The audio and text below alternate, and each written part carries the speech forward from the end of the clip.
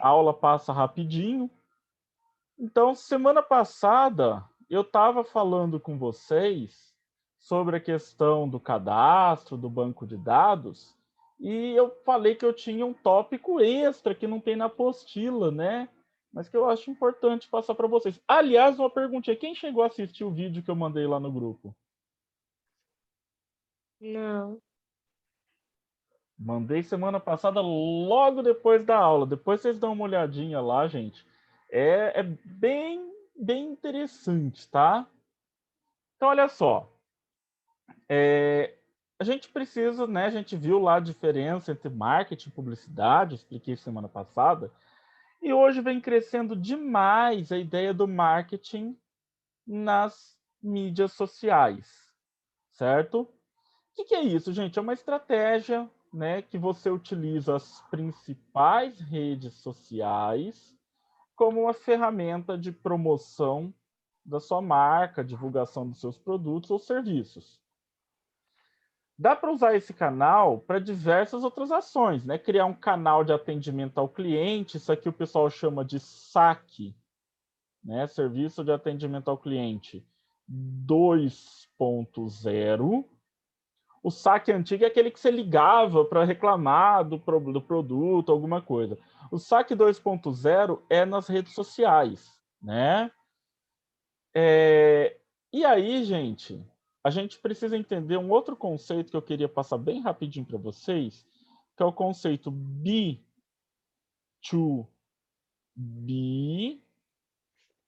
e B2C, tá? B de business em inglês, negócios. Então, B2B é business to business, negócio para negócios. B2C é business to consumer, negócios para o consumidor. Qual que é a diferença disso aqui? Quando você vai, por exemplo, nas lojas americanas fazer uma compra, ou na Riachuelo, na J. Mafuz, qualquer uma, né? A Riachuelo também, qualquer loja que você vai, que é uma loja que o público é consumidor final, pessoa física, a gente chama esse negócio de B2C. Quando o seu público é outra empresa, ou seja, você vende para outras empresas, a gente chama esse negócio de B2B. B2B. Por que é importante saber essa diferença? Porque se eu quero trabalhar com marketing digital, marketing nas mídias sociais, quando a minha empresa é B2C, eu vou trabalhar em algumas redes. Quando ela é B2B, eu vou trabalhar em outras redes. Por exemplo, se você quer trabalhar com B2C, você vai trabalhar lá, vai fazer campanha no Instagram, no Facebook. Agora, se é B2B, você tem que lembrar de um cara que a maior parte dos brasileiros não lembra dele, que é o LinkedIn, né? Vocês vão ver o LinkedIn mais para frente com a Simone. Então, todos eles são ferramentas, certo? Como a maior parte das empresas elas são do tipo B2C, eu vou focar aqui nisso, tá? Então vamos lá, olha só. Tudo que você, antes de eu seguir ali, tudo que você posta, por exemplo, nas suas redes sociais, na verdade, o que acontece é o seguinte: vamos pegar o Facebook como exemplo. O Facebook, gente, por mais que a gente não se lembre disso, ele é uma empresa. E como toda empresa, o objetivo dele é ter lucro. Não tem nada de errado com isso. É uma empresa, a Bárbara vai montar a empresa dela, ela vai montar a empresa dela pensando em ter lucro. A Marielle vai montar a empresa dela, vai montar pensando em ter lucro. Ela não vai montar, nossa, meu sonho é montar uma empresa para falir, né? Pelo amor de Deus, né, gente? O que Ou acontece? trabalhar pro hobby. Vou trabalhar para o hobby, isso, exatamente, né? O que acontece? Então, como que o Facebook, por exemplo, faz para conseguir ganhar dinheiro. São os tais dos anúncios, né? E aí, o que é que ele faz, na verdade, gente? Ele registra tudo que a gente posta nele. Tá? Ele tem registrado. Então, quem aqui tiver conta no Facebook, tudo que você posta, as coisas que você gosta, né? Os check-ins que você faz quando você vai em algum lugar, o seu estado civil, tudo isso que você está postando na verdade, e você está dando essa informação para o Facebook. E aí, gente, o Facebook vai usar essa informação para quê? Para te oferecer anúncio, tá? E hoje nós vamos ver aqui um pouquinho de como que eu construo esse anúncio. Então, o que é que eu preciso para isso? Vamos lá. Então, primeiro eu preciso ter uma conta no Facebook e eu preciso ser administrador de uma página, tá? E aí, quando eu estou lá na página, ela vai me mostrar, deixa só falar um negócio. Boa noite. Ah, tá conectando o áudio. Vou passar um recado para Ana. Eu vou entrar lá, eu faço a publicação. Boa noite, Ana. Tá me ouvindo? Boa noite, Marcelo, tudo bem? Tudo jóia. Ó, eu Oi. estou com eles terminando ainda a matéria de cadastro, tá? Eu vou terminar cadastro hoje e começar análise de crédito, mas não vai ser completa a aula de análise de crédito hoje ainda. Combinado, Marcelo. Beleza? Obrigada, viu? De nada. Obrigada. Então, o que acontece, gente? Você fez lá a sua postagem. O Facebook, ele vai restringir a sua postagem. Não sei se vocês sabem disso. Quando você é uma página, em média, 10% das pessoas que seguem a página é que veem as publicações dela. Tá? Varia de 10 a 18%, mais ou menos. Tá? É uma faixazinha aí relativamente grande, mas é um público pequeno, né? Se a gente pensar nisso, só para a gente falar em números, imagine que você tem 100 pessoas que curtem a sua página. 10 vão ver a publicação. Se o Facebook achar que é uma publicação muito boa, 18. É pouco, né, gente? E por que ele restringe isso? Porque Tá na aula. ele restringe isso porque ele quer que você pague, tá? Para ele ganhar dinheiro. Uma empresa, lembrem-se disso. Então, ele vai te dar a opção. O que é que você quer? Você quer vender, então você é uma loja, você quer mais público para sua página, ou você quer começar com um anúncio automatizado que ele vai fazer o principal ali para você. Vou recomendar para vocês. Vamos começar, quem não sabe ainda, começar pelo de baixo, que é mais fácil, tá? Então, o que acontece? Você vai escolher o formato da sua publicação. Então, pode ser uma foto com texto, pode ser um vídeo, pode ser o que você quiser aqui, né? No caso aqui está selecionado, imagem única. Você pode carregar uma foto do seu computador, do seu celular, ou uma que já está na página, e você monta um texto. Até aqui, muito parecido com criar uma publicação normal, né? O segredo, né? Aqui, ó, imagem única. O segredo está no próximo passo, que é editar o meu público. E aqui entra a importância de você conhecer ele, né? Você vai selecionar se o seu público é todo mundo, se é homem ou se é mulher, tá? E você vai selecionar a faixa etária do seu público também. Lembre-se, gente, nem todo mundo tem os mesmos interesses. Então eu preciso conhecer quem é o meu público.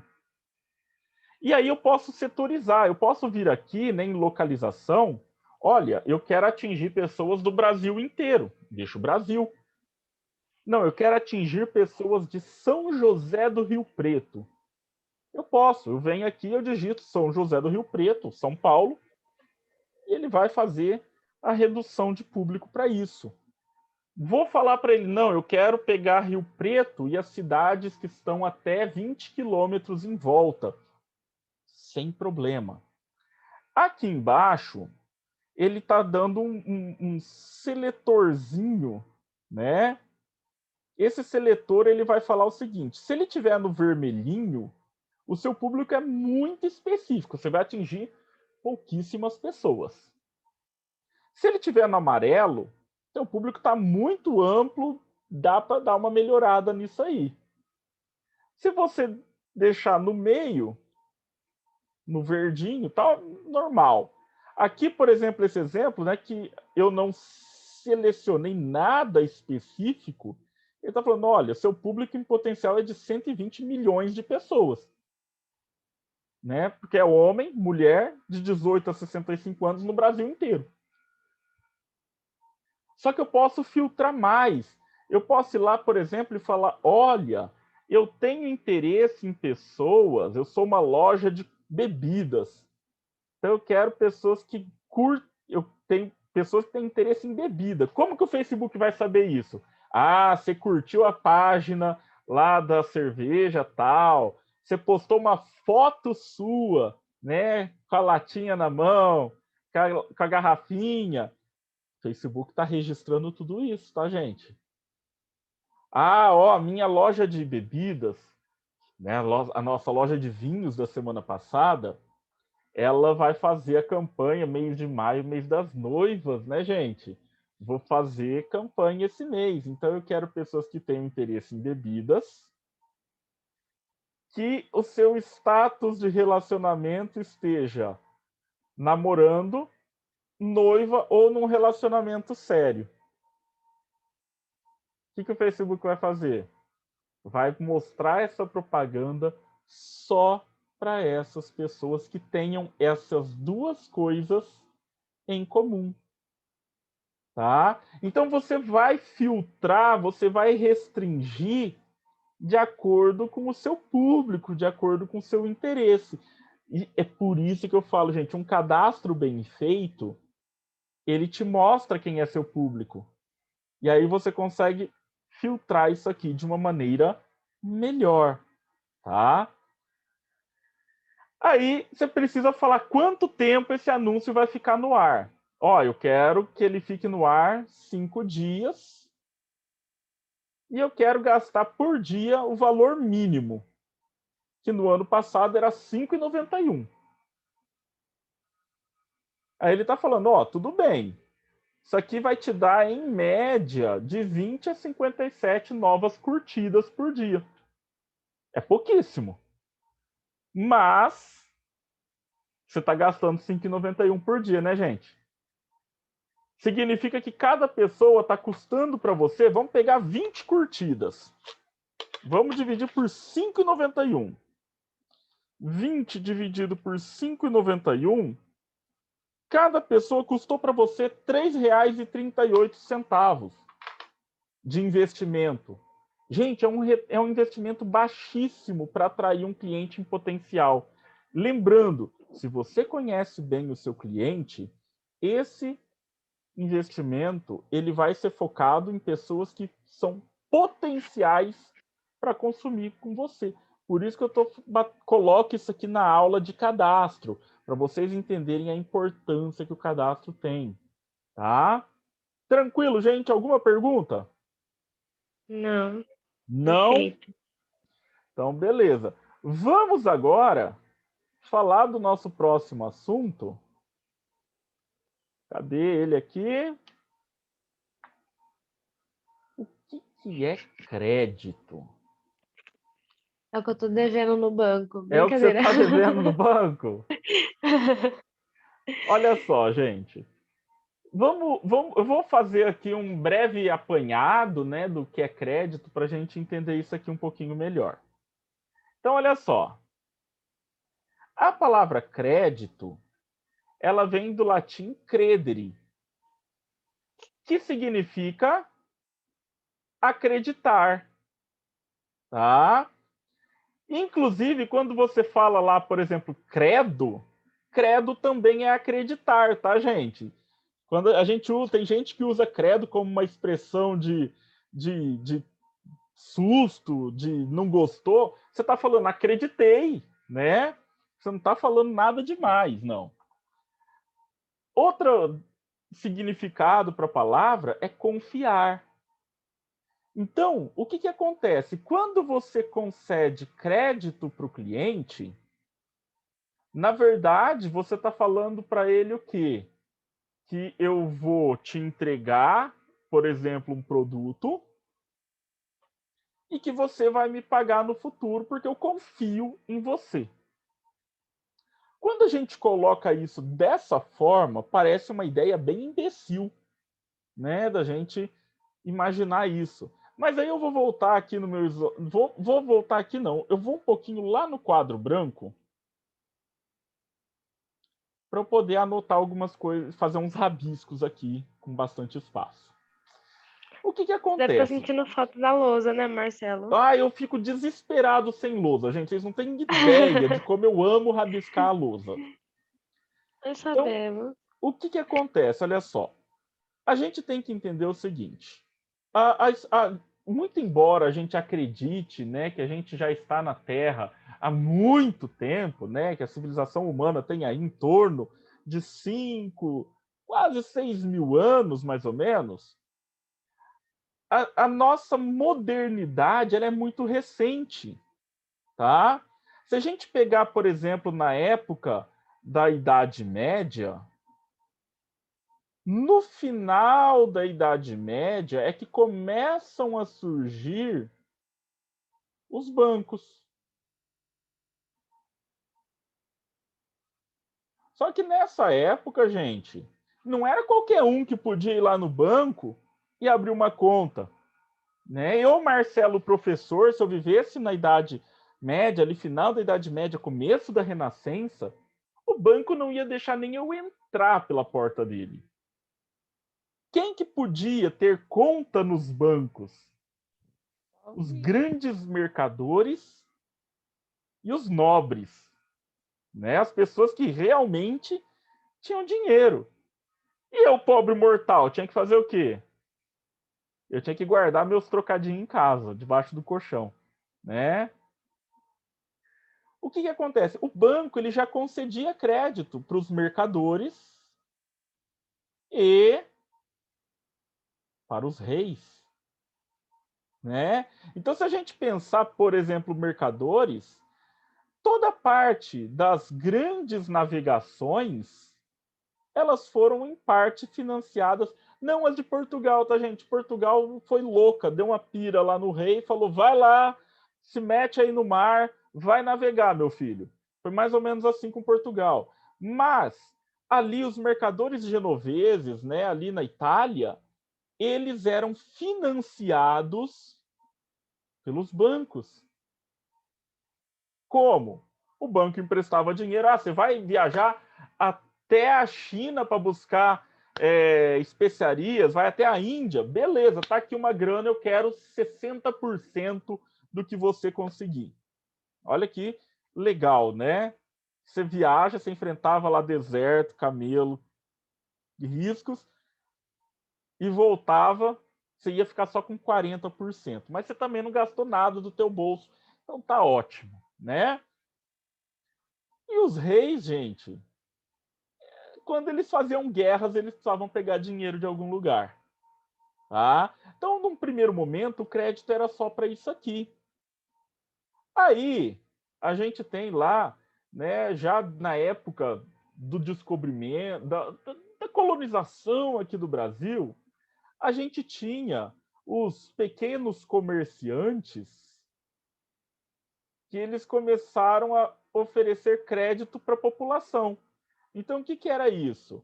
Ah, o Marcelo foi lá no mercadinho do Zé da Esquina, ele vai comprar só lá. Então, ele vai comprando, vai marcando o mês inteiro. Quando o Marcelo receber, ele faz o quê?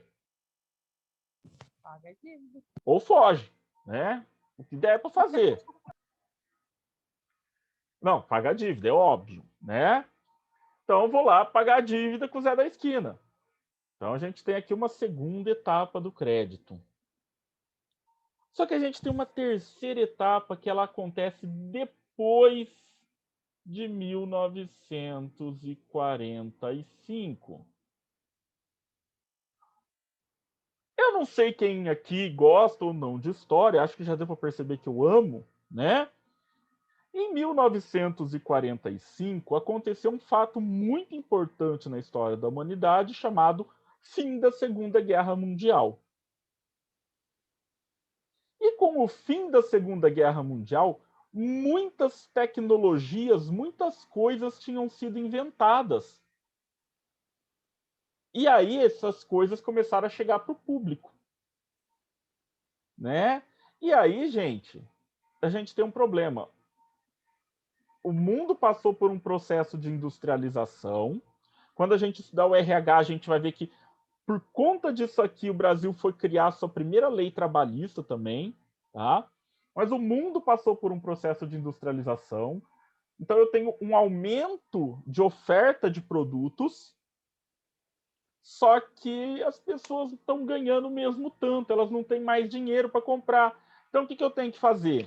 Aumentar e facilitar essa oferta de crédito. E aí, na esteira disso, surge o tal do cartão de crédito, né? E outras coisas do gênero. Certo? Inclusive, gente, nessa época aqui surgiu um negócio que eu tenho certeza que muita gente aqui gosta, chamada leite condensado. Tá? O leite condensado surgiu como alimento para os soldados da Inglaterra na Segunda Guerra Mundial. Né? E aí ele chegou depois no Brasil por volta de 1950. Beleza. Tranquilo isso aqui, gente? Sim. Deu para pegar essa loucura histórica que o tio inventou aqui? 1945 também me lembra de Getúlio Vargas. Isso. Quando a gente estudar o RH, a gente vai falar bastante disso. Tá bom. Então, o crédito, ele vem para quê? Facilitar a compra de equipamentos, matéria-prima, né, etc., permitindo que os clientes levem essa mercadoria ou esse serviço na hora, mas paguem no futuro. Como que eu faço isso? Pode ser por meio de compra a prazo, né? Então, você vai comprar e você vai me pagar daqui a 30 dias. Está aqui um boleto para você me pagar daqui a 30 dias. Pode ser por meio de um empréstimo, quando você vai lá, por exemplo, faz um financiamento de um carro, de uma moto, de uma casa, é um crédito, né? E o que afeta, e agora aqui, gente, é muito importante que vocês prestem muita atenção nisso que o tio vai falar. Existem duas coisas que afetam a concessão de crédito. Quais são elas? A instabilidade financeira e a instabilidade política. Como assim? Então vamos entender isso aqui. A instabilidade financeira, ela funciona da seguinte maneira, olha só.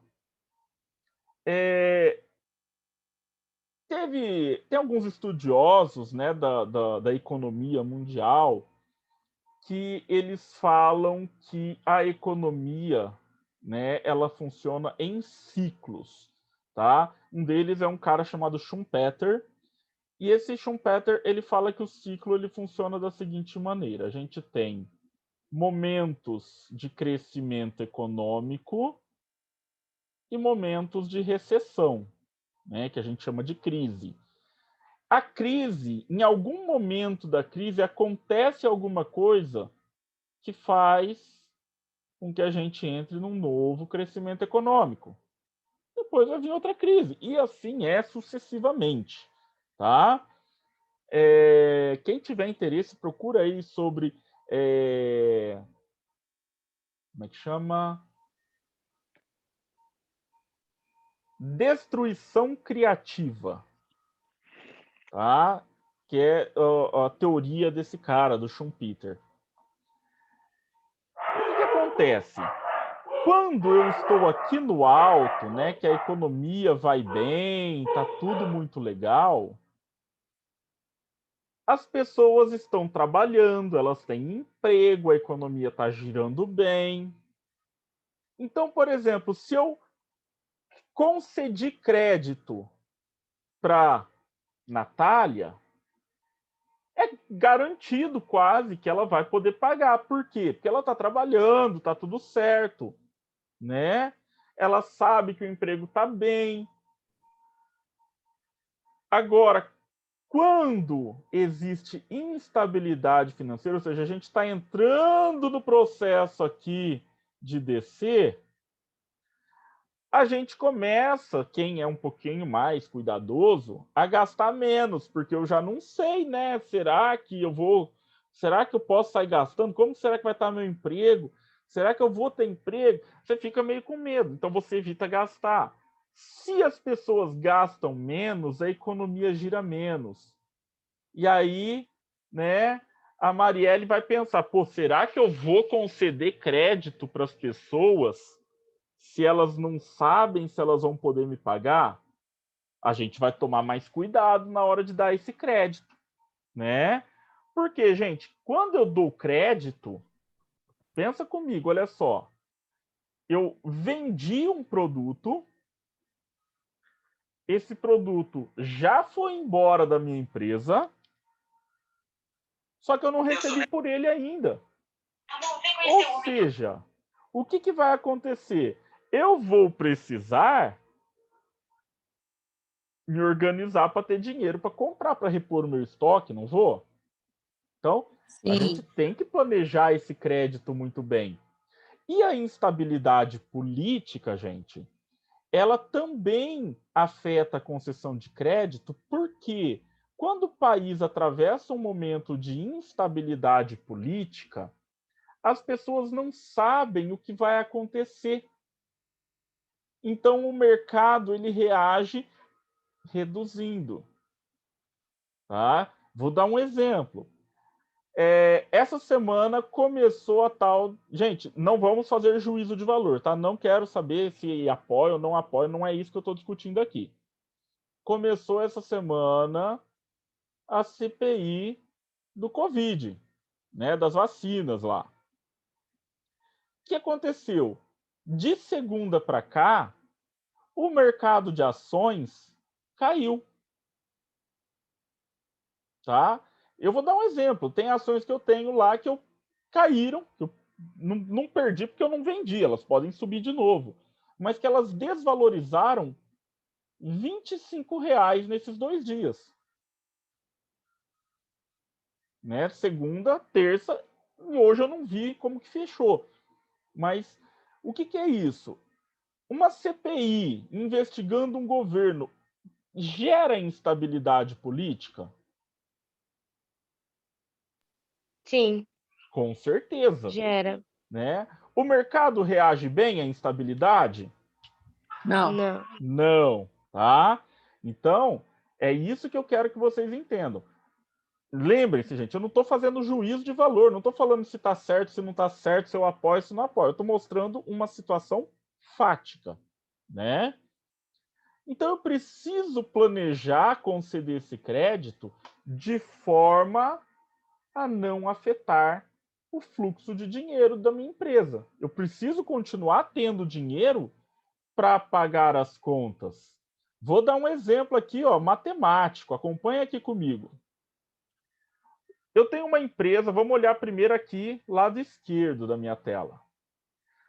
Eu tenho uma empresa que o custo de operação dela é de R$ 25.000. Ou seja, para manter a minha empresa aberta, eu gasto por mês 25 mil. O meu ponto de equilíbrio, então, é 25 mil. O que é ponto de equilíbrio, gente? É o tanto de vendas que eu preciso fazer naquele mês para fechar no zero.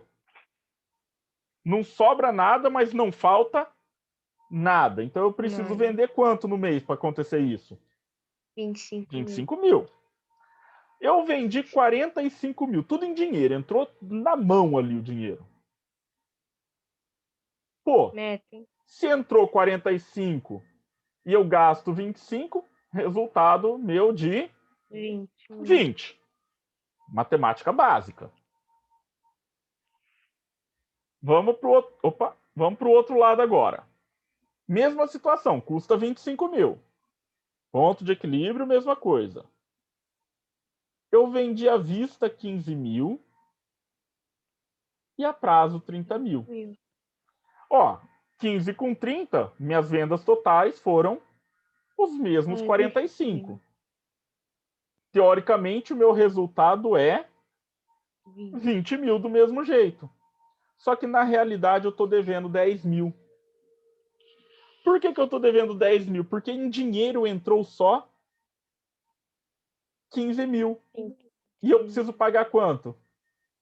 25. 25. Então eu fechei no vermelho. Olha como que eu tenho que tomar cuidado na hora de conceder crédito. Eu tenho que me resguardar para que eu tenha, né, no mínimo, garantido o meu ponto de equilíbrio. Tá? Então, ou seja, a concessão do crédito ela precisa ser pensada levando em consideração meu fluxo de entrada e de saída de dinheiro. Outra coisa que a gente pode fazer para reduzir os riscos é fazer uma análise do perfil dos meus clientes antes de conceder crédito para eles. Aí, de volta, olha o nosso amigo cadastro, muito importante aqui. Então, quais são os objetivos de fazer uma análise de crédito? A análise de crédito ela vai ser feita baseada em pontuações que a empresa vai dar para alguns fatores. Ah, Marcelo, mas qual é essa pontuação? Cada empresa vai definir. Existem fatores positivos e fatores negativos. Se eu tiver mais positivos, a chance desse cliente pagar o crédito é maior, então eu vou conceder para ele. Agora, se tiver mais negativo, você olha e fala assim, sei não, hein? Acho que não vai rolar. Quais são as modalidades de crédito que existem, gente? A gente tem o crédito faturado, que é quando eu emito uma duplicata ou um boleto.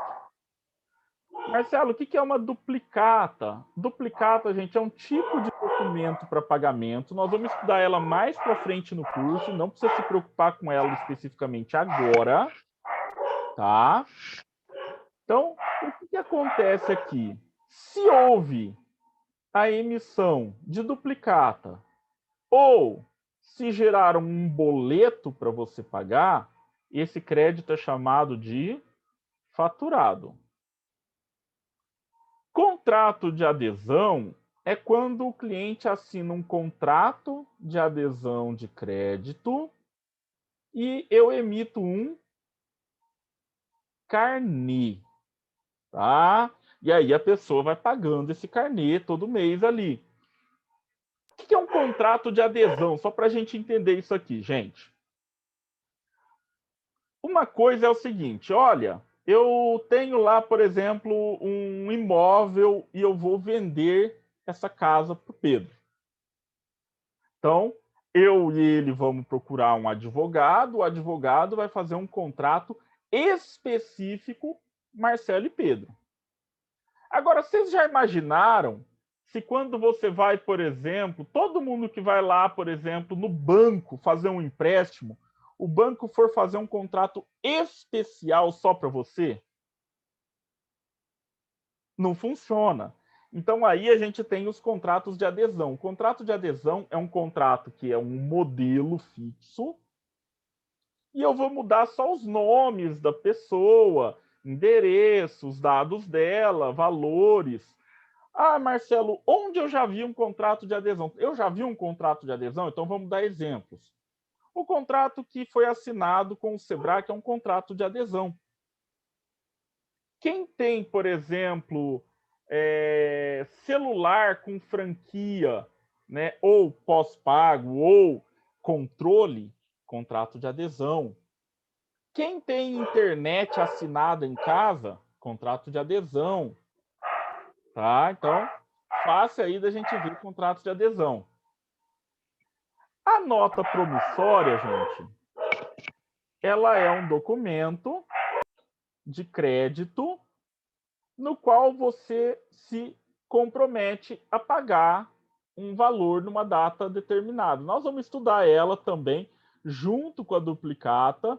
Ninguém precisa se preocupar com ela agora, quem eventualmente não conhece a promissória. Ela é uma porcaria que já deveria estar morta e enterrada, mas o brasileiro gosta de manter vivo, tá?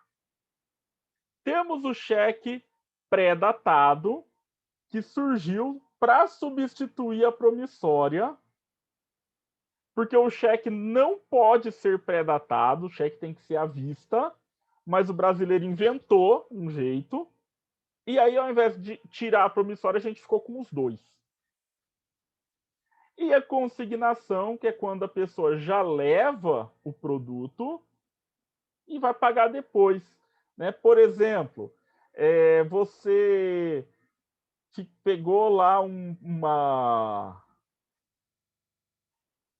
produto de uma loja e você vai pagar ele depois. Você vai levar para casa, vai ver se vai ficar com ele ou não. É muito comum, por exemplo, gente, pessoal que compra aí às vezes de sacoleiro, né? A pessoa deixa lá com você para você provar a roupa e depois você decide se vai ficar com ela ou não.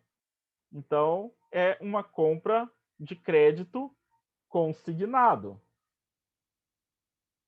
Aqui, alguma pergunta? Nenhuma. E aí, gente, a empresa ela vai criar políticas de crédito. Cada empresa vai definir a sua política. Quanto que ela vai deixar disponível para crédito, o que ela vai avaliar, se é fácil ou difícil dar crédito. Por exemplo, olha só, comprar um carro ou uma casa financiados é mais difícil que conseguir financiar, né, comprar um liquidificador parcelado. Por quê? Porque o valor é muito maior. Então, o objetivo da política de crédito é viabilizar, ou seja, possibilitar ou permitir aumentar as vendas, garantindo um nível de recebimento adequado. Ou seja, olha, sempre vai ter alguém que não vai pagar. Isso não tem jeito, faz parte do jogo. Mas eu vou me organizar para quê? Para que esse não pagar seja o mínimo possível. Ou seja, a maior parte dos meus clientes vai pagar. Tá? Hoje nós vamos parar por aqui. Semana que vem, nós vamos falar sobre os fatores que influenciam essa concessão de crédito, ou seja, o que é que pode facilitar ou dificultar a concessão de crédito. Aí vamos ver aí quem que vai falar, Marcelo, já tive crédito negado, já aconteceu comigo. Semana que vem nós vamos ver isso. Combinado, gente? Combinado. Muito obrigado pela participação de Boa todos. Boa noite, Marcelo. Até semana que vem. Boa noite. Obrigada. Tchau. Boa noite.